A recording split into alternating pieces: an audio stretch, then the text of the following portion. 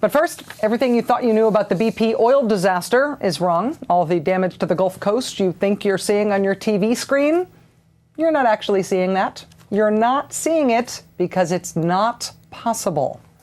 I know this sounds kind of trippy, but follow me here for a second. When BP applied for its permit to drill in the Gulf of Mexico, to drill the Deepwater Horizon oil well, they had to make some promises to the federal government so the government would provide them with that drilling permit. BP, for example, assured the government that the Gulf Coast beaches would never see oil even if there were a spill at Deepwater Horizon. Here's what BP told the government, quote, "Due to the distance to shore, 48 miles, and the response capabilities that would be implemented, no significant adverse impacts to the beaches are expected." So all that oil on the beaches down there, stop being so hysterical. That is so unlikely. BP's response capabilities and the fact that the rig was so far out to shore, so far offshore, would prevent the oil from ever getting to those beaches. And the wetlands that have been hit by oil, the wetlands that we need to protect the Gulf and for so many other things that have been hit by oil, and we don't know how to clean them up. Here's what BP told the federal government about the wetlands. Quote, "Due to the distance to shore, 48 miles, and the response capabilities that would be implemented, no significant adverse impacts on the wetlands are expected." So again, all good. Nothing to see here. BP told the government the same thing about potential impacts on coastal wildlife refuges and bird nesting areas. Nothing to worry about. We got this. That's what BP said, and the government took their word for it and gave them the permit to drill. That's how easy it is to get a drilling permit. You say it, the government believes it, no questions asked. Welcome to America. You remember BP's regional oil spill response plan for the Gulf of Mexico? This is this document we've been talking about. It's the one that lists walruses among the marine life to look out for in the Gulf of Mexico in the event of a spill, even though walruses really only live in the Arctic and in places where it's really cold. They just cut and pasted their Gulf of Mexico plan from the one they had written from the Arctic, apparently. It turns out there are some other genius suggestions in this disaster response plan that maybe should have tipped off the government that BP put together their supposed disaster response plan drunk and in the dark.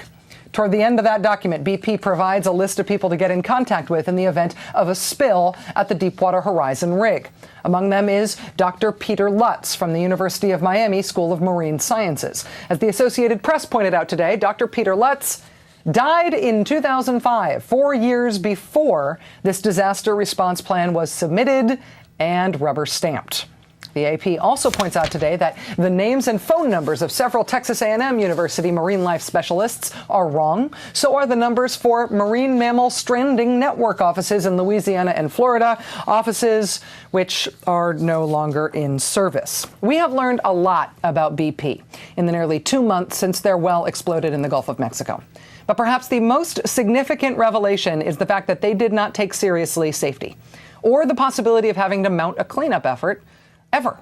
And because the government regulation of the oil industry has been so lax for so many years, BP never had to take that seriously. List a dead guy on your oil spill response plan as the guy who should be called in the event of a spill? Who cares? The regulators will never check that out. Talk about walruses in the Gulf of Mexico? Sure, the regulators won't even notice. Promise that beaches and wetlands will never be significantly harmed? Yeah, that sounds good. They'll love that. Write that down. They'll never check it out.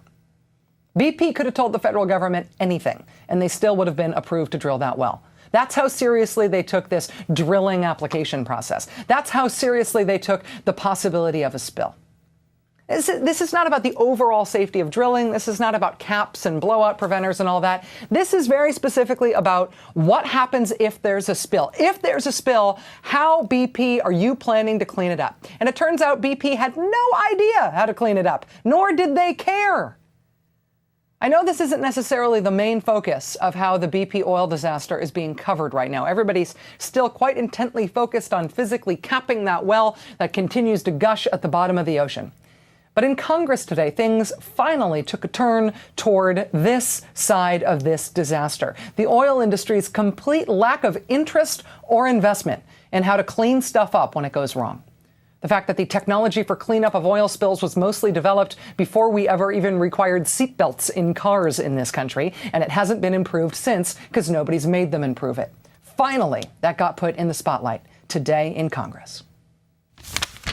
This past week, we watched BP roll out the latest version of the Top Hat, which they claim is now capturing about 15,000 barrels of oil per day. 3 decades ago, during the Ixtoc spill off the coast of Mexico, they tried a similar approach, Operation Sombrero, a lot like Top Hat.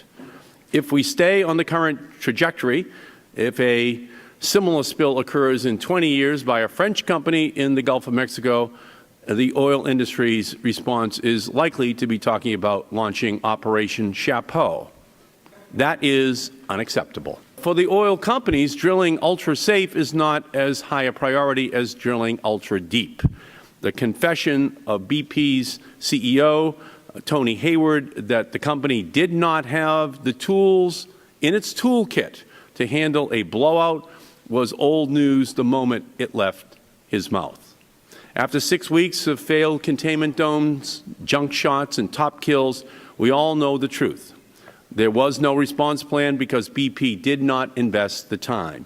The response technologies are the same as they were 3 decades ago because BP, a company that has made record profits, did not invest the money.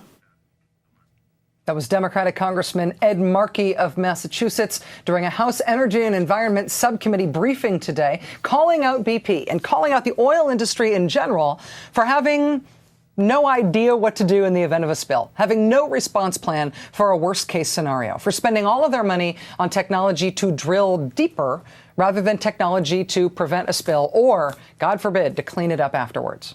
That briefing today featured a number of witnesses, including the man who wrote the government incident report on the Exxon Valdez spill in 1989. He offered this assessment of the oil industry's recent spending on safety, research and development, R&D, since then.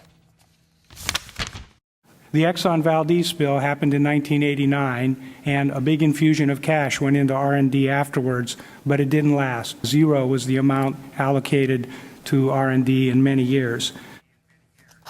Zero. That would be $0. Zippo, zilch, nada. Nothing spent in some years on developing technology to prevent a spill from happening or to clean it up after it does. Why bother, right?